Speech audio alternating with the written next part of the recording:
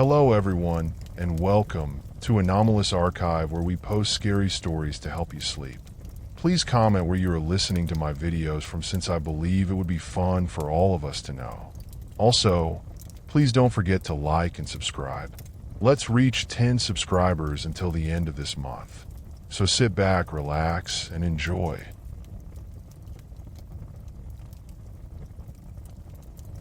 Noon, December 31st. A group of 2 girls and 3 guys were leisurely sipping champagne. New Year's Eve. Everything was ready. All that was left was to set the table, but that would be closer to the evening, so as not to break with tradition. And for now, all that was left was to wait. Gradually, from life and socialist stories, the guys somehow imperceptibly transitioned to scary tales. New Year's horror stories. No one even remembers who initiated it, but the idea was happily picked up. And the most interesting thing is that everyone had an urban legend related to the New Year holidays. The first to speak was the stocky Logan, the owner of the apartment. He smiled slyly, cast a glance at the gathered crowd, and then casually began his story. According to rumors, it happened in the neighboring town last New Year's Eve. You know that there is a psychiatric hospital for particularly dangerous criminals there, right?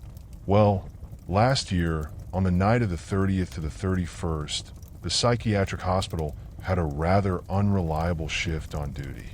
Most of the orderlies liked to drink, and there was a reason to celebrate. So, the security personnel miscalculated and overindulged. So much so that somehow several cameras ended up being left open. How and why? They are all silent about that. And the incident itself wasn't even mentioned in the media, only the consequences. And, as luck would have it, one of the wards housed a serial maniac who killed exclusively around New Year. The psychopath dressed up as Santa Claus and chopped people with a machete on the eve of the Hosofii. He believed he was carrying out a sacred mission, punishing bad people. And in his opinion, everyone was a bad person. So, most of the psychopaths didn't run further than the asylum, but this one disappeared. On the way, he managed to attack a man, strangle him, and take his civilian clothes. The corpse was found near the hospital bus stop. What was the guy doing near the mental hospital stop at night? Thomas interrupted him. How should I know? He didn't report to me. You keep listening, don't ask questions. So, while they were figuring it out, the maniac had already managed to somehow get a Santa Claus costume and a machete. And, as luck would have it, that day someone in the building on Meadowcrest Street disabled the intercom. Probably the youth, so they could come and go. But that's not the point. For some reason, the maniac went up to the 5th floor and knocked on the door of apartment number 12. A smiling elderly woman opened the door for him. But upon seeing a person in a Santa Claus costume, she immediately invited him inside. She probably thought that the neighbors were going around the building and congratulating everyone. And as soon as the killer crossed the threshold, a sharp machete plunged into the old woman's neck. Her husband didn't even have time to get up before he was sent to his ancestors as well. In short, when the children and grandchildren arrived, they were met with a horrifying sight. In the armchair with a slit belly sat a decapitated grandfather, also disemboweled and headless. On the couch lay the corpse of the old lady. Their heads with tangerines in their mouths were placed on a basin with Olivier salad. And instead of garlands on the New Year's tree and chandelier, warm intestines were hanging. And on the wall, in blood, it was written, "Happy New Year. They say that this maniac is still at large." How do you know that? Thomas scoffed skeptically. What do you mean? How do I know? Logan exclaimed indignantly. Well, I have a friend in the authorities, a detective. He was dispatched to that case and was just showing me the file. And even a recording where a maniac in a blood-stained Santa Claus costume is quickly going somewhere with a machete in his hands. The camera at the pub caught it. The guys smiled skeptically. No one believed the story. But that's the nature of an urban legend.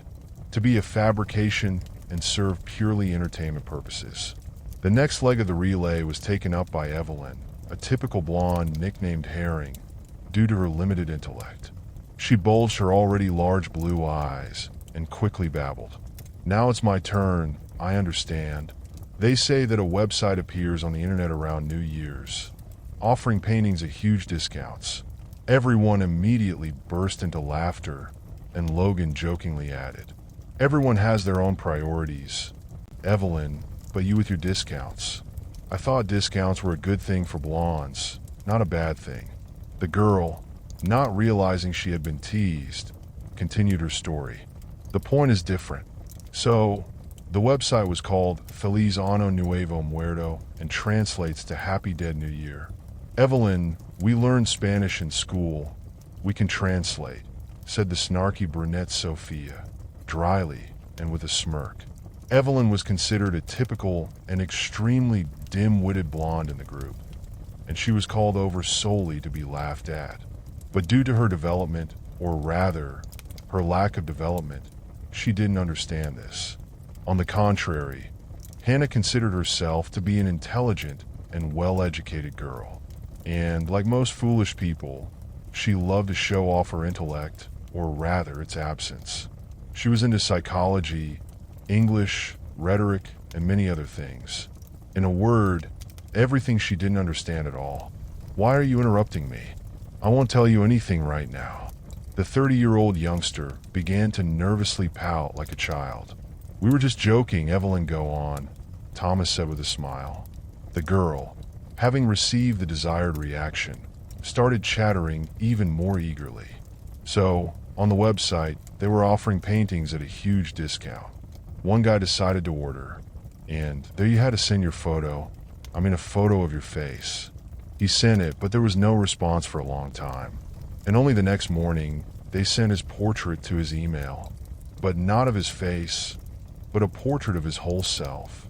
The guys barely held back their laughter, but they didn't interrupt the illiterate blonde. In the portrait, he was depicted in full, hanging by a noose at some construction site. And the drawing was done from above, as if at an angle, but from above. The girl made some incomprehensible hand gestures, and, deciding that she was understood, continued. The guy, of course, was outraged, wrote an angry review, and even gave it a thumbs down. And when he wanted to write to the administrator, he didn't get a response, and soon he was completely blocked. At least he didn't send the money. They only sent a portrait sketch. "Evelyn, this is called a sketch or a draft," Sophia said calmly. "It doesn't matter. That's not the point." Evelyn waved off the remark as usual. The kids exchanged smiles. The blonde, for reasons known only to her, loved to say, "That's not the point for me. Specifically, that's not the point." They always found it amusing. So, she continued, "The guy went out in the evening to buy groceries for the New Year's table, and on the way back, he was harassed by some aggressive local homeless people, word for word, and a fight broke out. And since the guy was a programmer, he didn't know how to fight, and in the end, one of the homeless men hit him in the temple, and he hit his other temple against a rock and died immediately.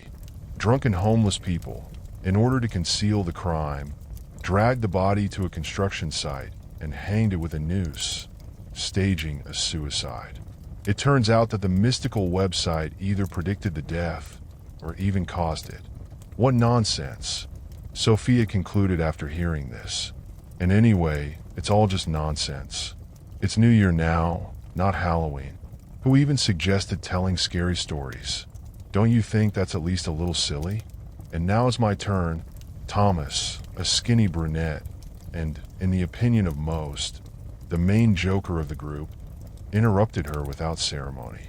This terrifying incident happened in a remote village. In those places, there is a legend about a cursed Christmas tree. If a person dies near the tree, their restless and malevolent spirit will possess it. It is extremely undesirable to cut down such fir trees, especially as the curse is particularly strong in the house of a bachelor or someone who lives alone. And that's exactly what happened. The man had lived alone for about 40 years, but he regularly celebrated the new year. Going into the forest, he chopped down the first fir tree he came across. not knowing that nearby the police had shot a fugitive recidivist. At home, he set it up as it should be, propped up, or whatever this thing is called. I remembered a tripod, wrapped it in a damp cloth, and started decorating. He put on the garland, then the ornaments and tinsel. But when it came time for the star, it turned out that the tree was too tall and needed a little trimming. While he went to get a knife, somehow the entire garland fell off the tree. He decided to deal with the star first, and only then with the garland. The man stood on a stool and reached for the top. It seemed to him as if it had tilted. He didn't understand, reached out again, and then, bam, Thomas clapped his hands loudly, causing everyone to flinch. The green branches pushed the man to the floor, and, piling onto its victim, the cursed tree snatched a knife and plunged it into his liver. Strike, strike, another strike, and soon the man was done for. The Christmas tree leaned over the body and angrily shook its branches. And half an hour later, the murdered man himself became the decoration of a holiday. The severed feet were stuck into a bucket of icy water. A shovel handle was stuck in his back to keep the corpse from falling. A sparkling garland was wrapped around the body, and a star was burning in his mouth. And the damned fir tree, savoring the diluted champagne from the bucket, watched blue light. Oh, you storyteller. Experiencing secondhand embarrassment, Logan closed his eyes and lost his forehead, maliciously shaking the branches. This is some kind of trash, not horror. I thought Evelyn's story was crap, but you surpassed it. What do you mean? Logan exclaimed indignantly. Maniacs, ghosts, curses. That's all nonsense. Just imagine the real horror coming from someone you least expect. Imagine if your own Christmas tree killed you. The young man pointed at the tree decorated with garlands and balls. The guys shifted their gaze. Unexpectedly for everyone, the evergreen branches slowly swayed. At first once, then a second time, and on the third time, the branch of the fir tree began to slowly rise, as if pointing towards Evelyn. The girls screamed in fright. The boys were shocked into silence. And the ginger cat that had crawled out from under the tree, chewing on the silver tinsel, hearing the screams, shot into the bedroom like a meteor and hid under the bed. Damn it, Charles. The apartment owner barely restrained himself from cursing. My heart almost stopped. All right, so be it, Sophia said majestically. I'll support your kindergarten, but only my story is real. You can read about it in the Crime Chronicle. It seems like it was in the one from the year before last, if I'm not mistaken. It was in the southern Alaska, or in the center, but definitely somewhere in Alaska. In short, it's New Year's. A family of 4, dad, mom, and twin sons. One is about 8, and the other is 9. Everything as it should be. A feast, guests, champagne, and the chimes of the clock. Closer to morning, the guests leave. The parents go to bed, and at that moment, demons possess the sons. They go to the kitchen, take knives, and cut open their parents' bellies. And then, after removing the intestines, they stuff them with tangerine peels and broken Christmas ornaments. Logan fell silent for a moment, observing the group's reaction. Everyone listened, not daring to interrupt. The girl, having received the desired reaction, smiled and continued. And the next morning, they were released, and they were crying as they knocked on their neighbors' doors. At the police station, they argued that they were doing good and asked where their real mom and dad were. When they were told that they had killed them, the boys cried and insisted that it wasn't true. On the contrary, they did a good deed. They fought against New Year's demons that had taken the form of their parents.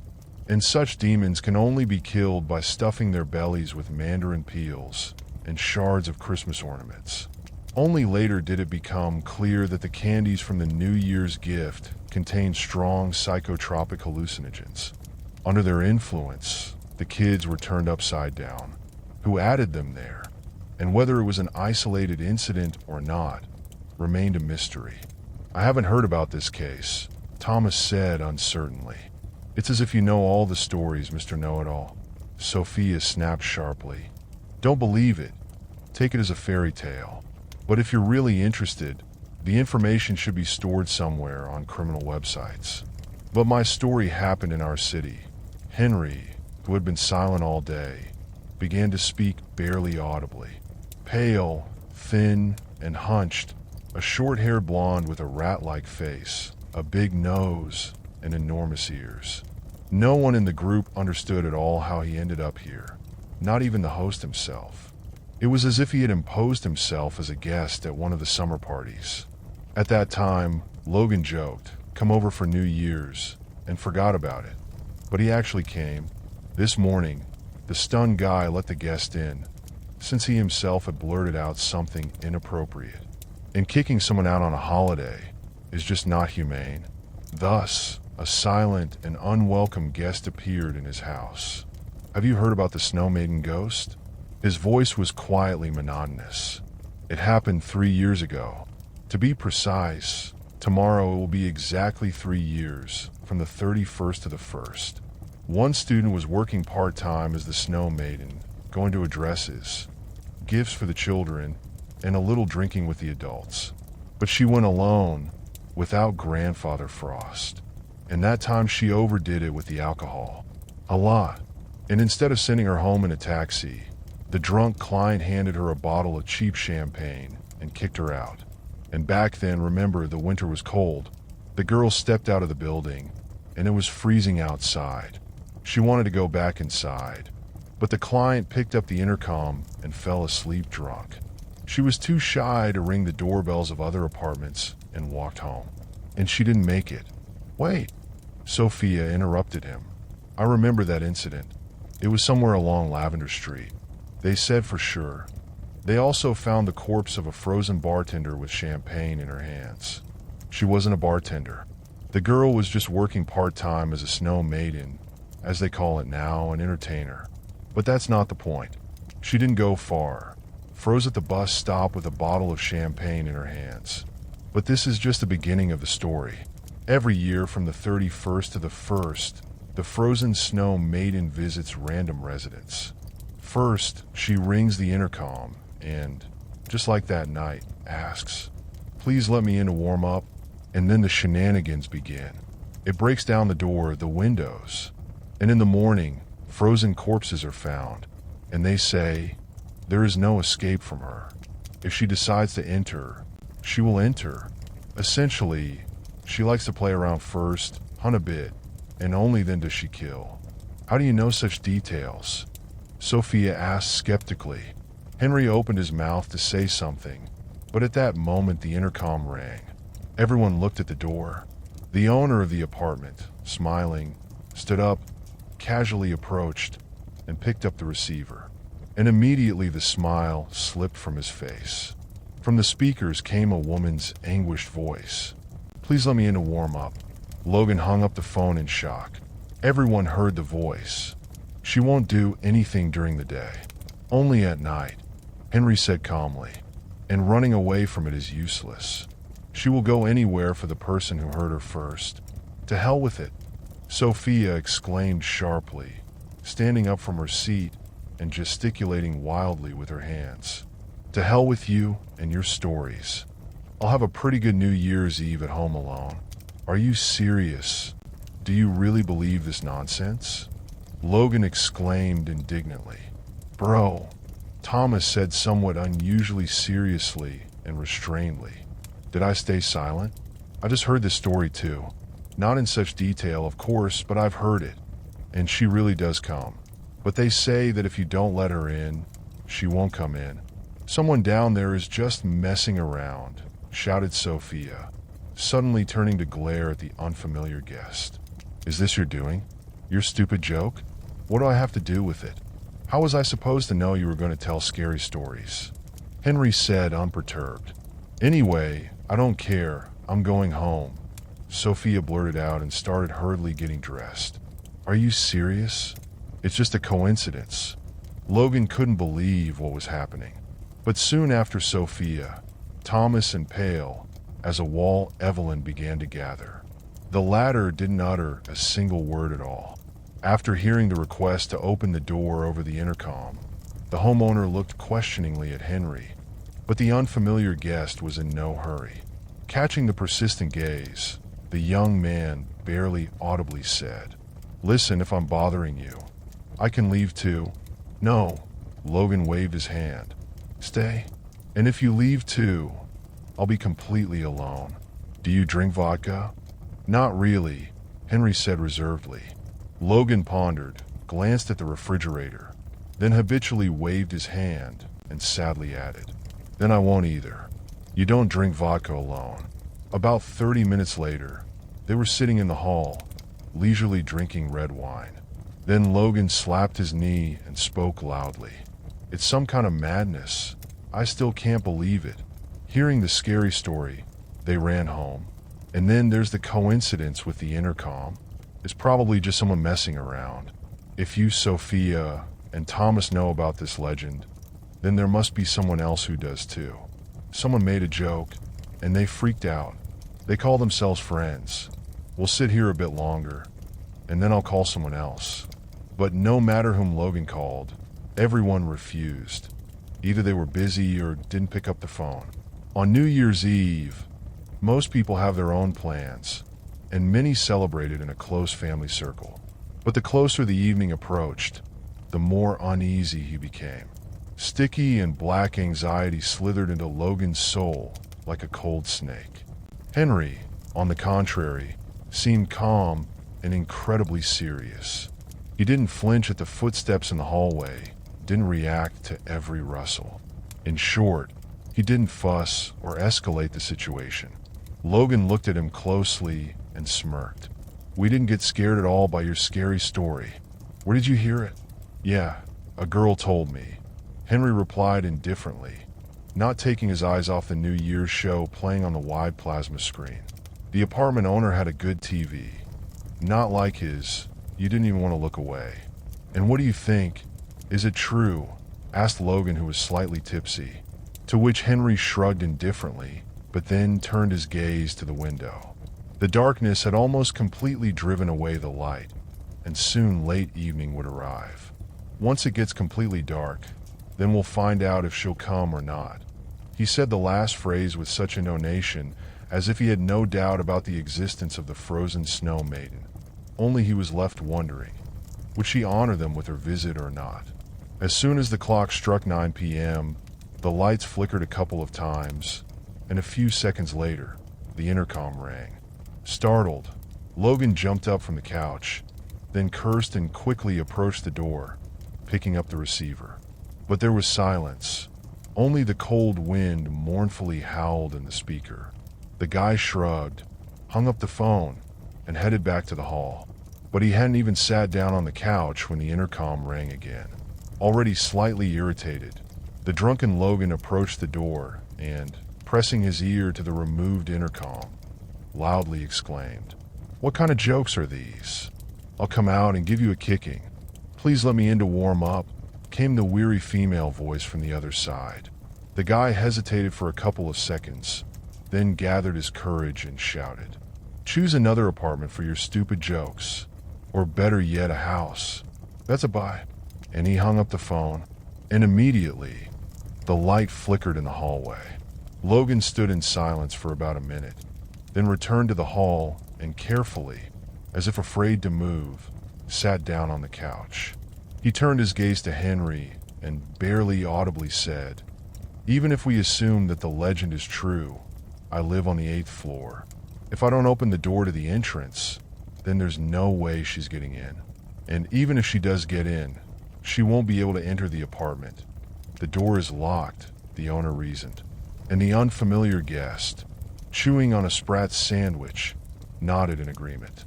And at that moment, the intercom rang again.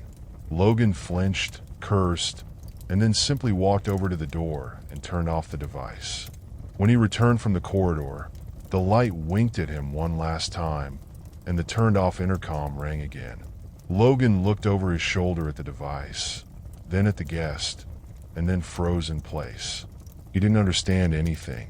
After all, it's just a silly, even stupid urban legend. And honestly, I myself made up the story about the psychos in Santa Claus costumes. Or rather, started it. In reality, there is such a maniac in the neighboring city, but after the very first incident, he is under compulsory treatment. Returning to the hall, Logan poured himself a full glass of wine and downed it in one go. He needed to calm his nerves. And only Henry maintained a suspicious and absolute calm. The intercom rang incessantly for about 10 minutes under the flickering light, and then it all suddenly stopped, just as unexpectedly as it had begun. The apartment owner let out a sigh of relief and muttered at the table. Finally, she left. I doubt it. Henry finally turned away from the plasma screen and looked at Logan. According to rumors, it never retreats. But that's just a rumor. Or maybe someone just opened it for her. And then the doorbell rang immediately. Then again, and another longer one. The frightened guys, remaining silent, watched the exit from the apartment. A timid knock sounded on the metal door, but not like a doorbell, just once. Something heavy and tense hung in the air. The nerves were stretched like a string, promising to snap loudly at any moment. But the sound of retreating footsteps in the hallway was calming. Without saying a word, the guys sat for about 10 minutes, and then Logan got up from the couch and, for some reason, went to the exit. Only he knew what compelled him to look through the peephole. Squinting, he pressed himself against the door and immediately began to breathe sharply. Then, screaming loudly, he recoiled from the door and fell backward onto the floor, continuing to scream in fear. The peephole lens showed him something he had never seen, even in the most terrifying horror movies. Dressed in a blue and ice-covered snow maiden costume, a pale girl stood trembling, looking down at her feet. She slowly raised her gaze, and her cold stare pierced into Logan's soul. The whites of the deceased's eyes were covered with numerous ruptured capillaries. She, exposing her crumbled teeth, stretched her cornflower blue lips into a smile, and thick burgundy blood flowed slowly from her mouth. The entrance handle slowly descended, and barely noticeable veins of frost ran along it. Without stopping his screams, Logan crawled backward away from the door until he hit the wall. This time, Henry reacted to the situation. He got up from the couch and looked first at the door, which was being knocked on insistently, then at the frightened owner. Jumping up to Logan, he shook him by the shoulders and quickly spoke. "Listen, calm down. Until you let her in, she won't come in. Do you hear me? She won't get through the closed door." And someone was knocking on it monotonously and loudly. From under the threshold, a thin stream of icy mist was flowing. The trembling doorknob was completely covered in frost. At the same time, the girl's voice sounded exhausted. She was pleading to be let in, but it sounded more like a demand. The most surprising thing was that no one reacted to the horror unfolding in the entrance, as if only the two terrified guys had seen it. Logan raised a bewildered gaze and quietly asked, "It won't come through the door, but what about the balcony?" Although what balcony? We're on the 8th floor. And at that moment, the light in the apartment went out. And once again, the silence, the lurking silence. It is precisely such silence that carries something heavy and bone-chillingly terrifying, something that makes you want to curl up in a corner and shudder with icy dread. But the darkness did not last long. After a few minutes, the light returned, bringing with it another sound that had not been heard before. A different kind of knocking. Someone was knocking monotonously and muffledly, but not on the door. The guys listened closely. They couldn't understand where it was coming from. Then Logan stood up and slowly approached the closed bedroom. He released the handle and, without turning on the light, began to open the door. The knocking grew louder and clearer. The heart quickened its rhythm. The beating of the frightened motor could be easily noticed even in the dark by the trembling red shirt of the apartment owner. His trembling fingers reached for the switch. Click. The room was illuminated by the bright light of compact fluorescent lamps, and Logan froze in horror. On the balcony, swaying and shivering, stood the frozen snow maiden, monotonously tapping on the window with her left fist. She, looking from under her brow, smiled ominously, blood trickling from her mouth. From her dead breath, the glass was covered with frosty patterns, and from under her blue hem, an icy mist stretched out, curling in a burning haze. Stunned, Logan watched the ghost without averting his gaze. He couldn't leave the bedroom or even sit down. The horror he had witnessed left him paralyzed. Henry approached from behind and, equally shocked, stood in place. And the ghost of the frozen snow maiden kept knocking and knocking on the window, sometimes uttering the same phrase. "Please let me in to warm up." But soon she got tired of begging. Tilting her head to the side, she raised her right hand, which had not been visible until then. The cold blue fingers tightly gripped the green bottle of French champagne. Her shattered teeth stretched into a predatory grin, and she, swinging her arm, struck the window with all her might. The sound of breaking glass was heard, and then came a series of loud and deafening knocks, and the December chill seeped into the bedroom. It had the effect of a bomb going off. The guys instantly snapped out of their stupor, slammed the door shut, and hurried to the living room. The frightened cat didn't manage to leave the bedroom, but finding shelter in the linen closet, it peacefully fell asleep despite the ongoing chaos. As soon as they entered the room, Logan grabbed Henry by the hand, turned him towards himself, and asked seriously, "Have you heard anything else about her? Can she come in through the window?" "Seems not," the unfamiliar guest replied, bewildered. "She needs to be invited. That's what they say. She breaks the windows, knocks on the door, but without an invitation, she cannot enter. Then there's no need to be afraid. I won't be inviting her. No way," the owner of the house concluded after hearing that. But for some reason, every year after her visit, frozen corpses are found, Henry said meaningfully, looking off to the side. And Snow Maiden, having stopped breaking the windows, continued knocking on the balcony door, saying the same thing over and over. Between the floor and the threshold, an icy mist slowly spread, but unable to overcome the warmth of the apartment, it dissolved without bringing any significant chill. And soon the knock stopped.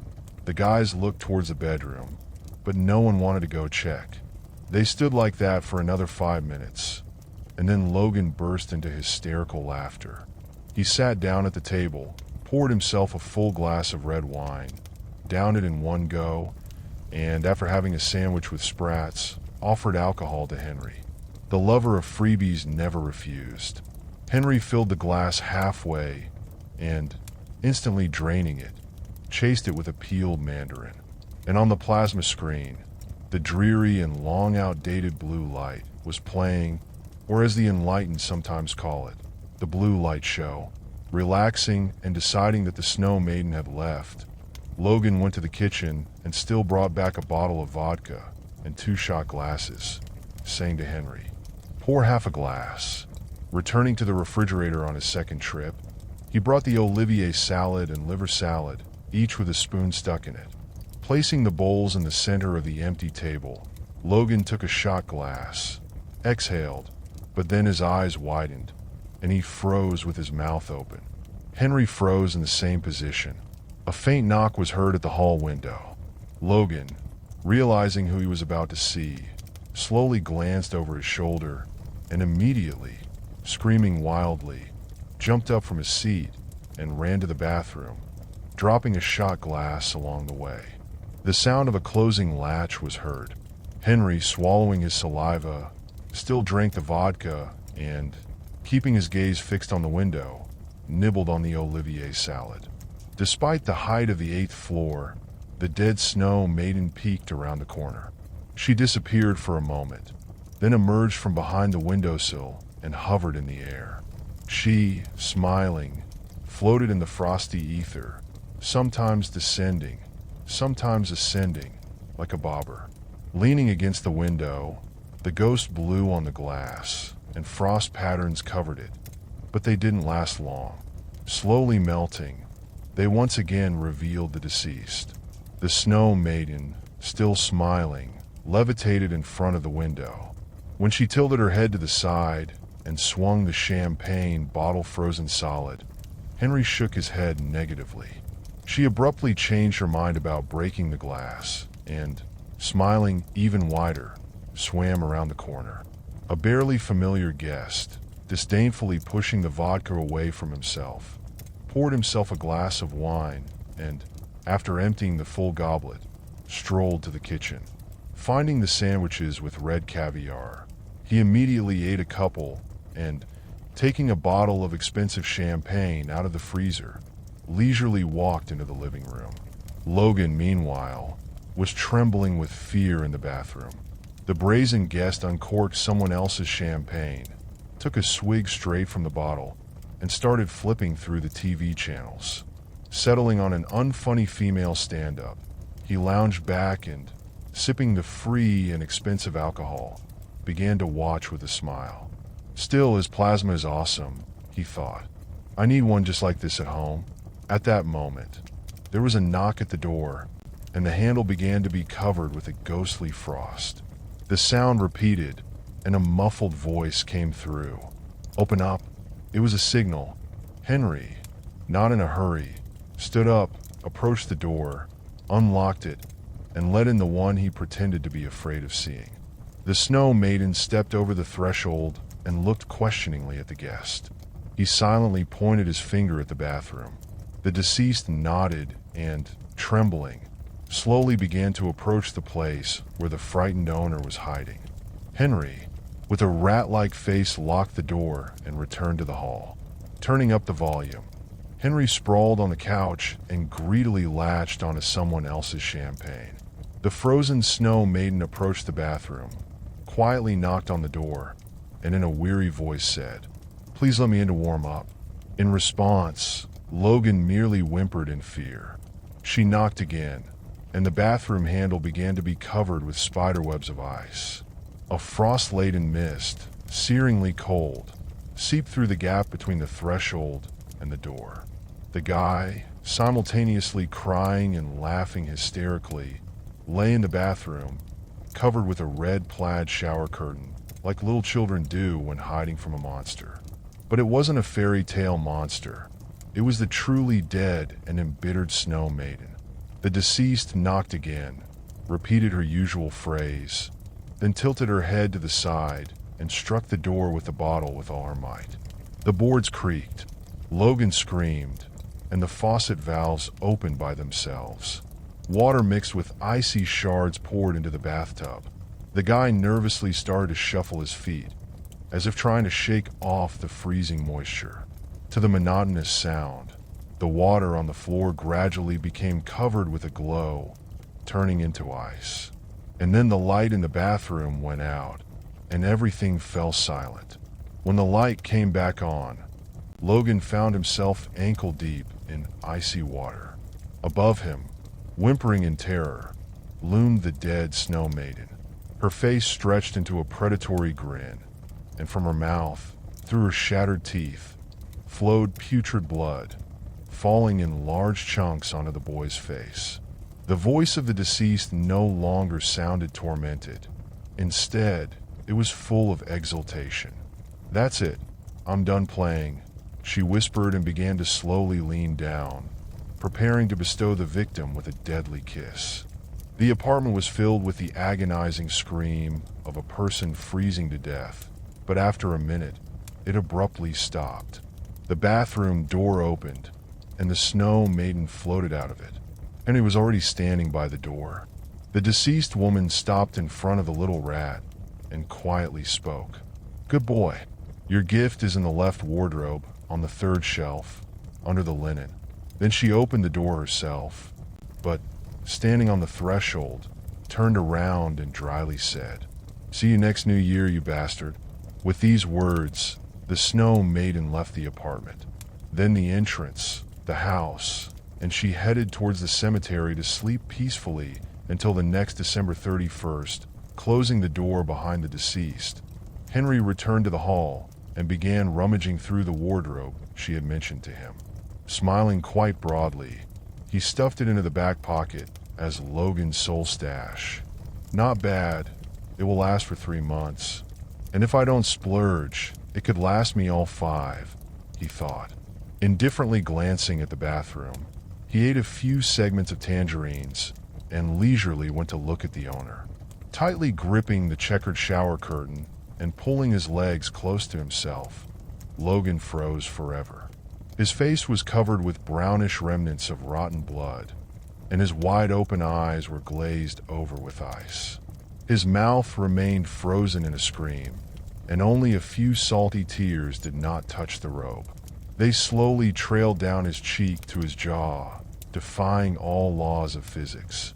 Henry indifferently looked at Logan's corpse for a few minutes, then closed the door and turned off the light in the bathroom. Passing through the kitchen to the living room, casually grabbing sandwiches with red caviar, the guest sprawled on the couch and turned up the volume on the TV. All that's left is to wait for the chimes, he thought, and then he will have a drink, snack on some salads, and head home. For today, his adventures will come to an end. Until next New Year. Henry told the truth about the frozen snow maiden, but he kept a lot to himself. For example, that he was the one who sent her out into the freezing cold. He had drunk a lot back then and wasn't thinking straight.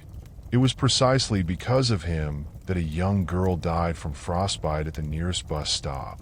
She was shaking so much from the cold that her teeth shattered, and with the fragments, she bit her tongue. Even after death, it constantly bleeds.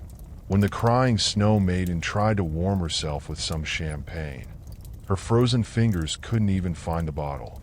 In despair, the girl threw the bottle aside, but it, not breaking, hit the ground and rolled back to her. And so Snow Maiden died, shivering from the cold with a bottle in her hands, forever frozen in a suffering smile. But a year later, she returned to Henry. When he saw her for the first time after her death, he almost went insane. But she explained to him why she had returned. Before her death, she cursed him, and now every new year he is obliged to provide her with another sacrifice. And so it goes until his very death. And for this, she will reveal where the victim's valuables are, a sort of New Year's gift. After all, she is still the Snow Maiden, even if she is dead. The chimes struck, and after downing a glass of champagne in one go, Henry said sadly and quietly, "Happy New Year. Me, with another cursed year." Then he suddenly got up, filled a bag with food and drinks, took the plasma TV off the wall, and left the apartment.